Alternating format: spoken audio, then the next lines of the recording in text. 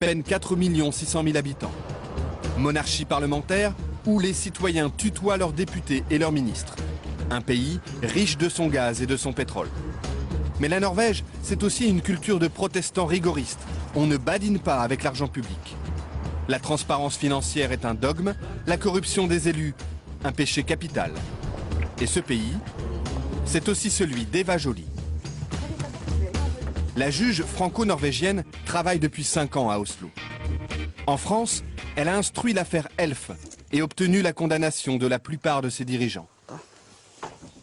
Elle conseille désormais le gouvernement norvégien pour la lutte contre le blanchiment. Ici, Eva Joly est une célébrité. Pour autant, pas question de mener grand train. Elle est soumise aux mêmes règles que n'importe quel fonctionnaire. Ses déplacements, par exemple. Aujourd'hui, elle se rend en province à une conférence. Les règles disent qu'on doit faire les transports par les moyens les moins chers et les plus rapides, compatibles avec la mission. Donc, nous sommes censés marcher à pied ou... Marcher, même si la gare se trouve à 10 bonnes minutes de son bureau. Ou prendre les moyens de transport en commun. Les transports en commun, et surtout pas le taxi. Au début, lorsqu'elle revenait d'une mission à l'étranger, Eva Joly rentrait chez elle en taxi et se le faisait rembourser par l'État.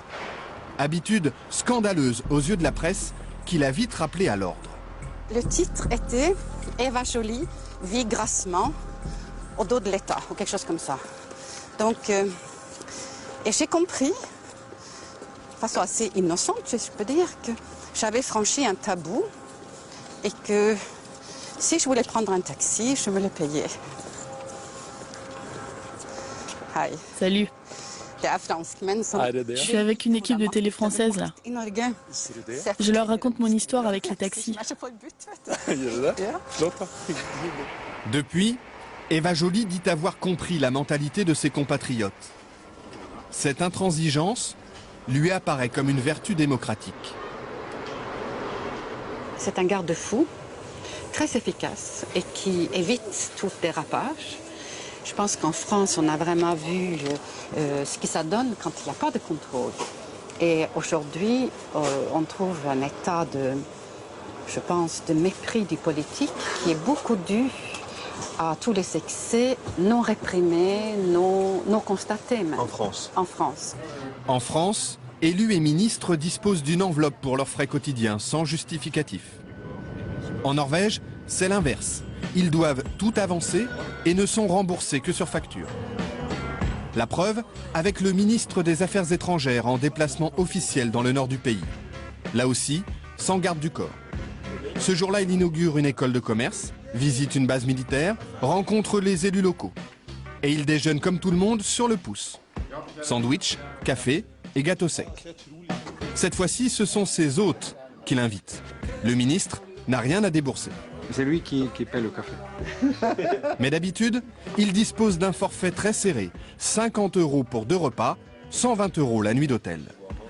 Il y a une limite pour chaque jour, hôtel, repas, couvert. Et si on dépasse cette somme, on doit le payer de votre poche. De son poche. Son assistant garde précieusement les reçus du taxi. Il sait qu'on va les lui réclamer. Pour l'embarquement du vol retour, le ministre fait la queue.